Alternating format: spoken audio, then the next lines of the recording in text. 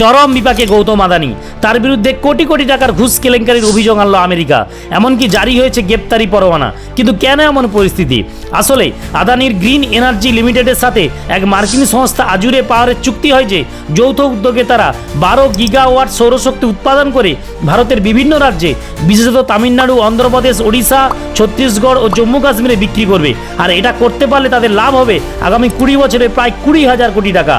তাই এমন প্রজেক্ট যাতে হাতছাড়া না হয়, সরকারি টেন্ডার পাওয়ার জন্য আদানি গোষ্ঠী উক্ত রাজ্যের আধিকারিকদের প্রায় 2,200 কোটি টাকা ঘুষ দেয়। শুধু তাই নয়, আমেরিকার ব্যাংক ও বিনিয়োগকারীদের মিথ্যে তথ্য দিয়ে আদানি গোষ্ঠী এই প্রজেক্টের জন্য হাজার হাজার কোটি টাকা তুলে।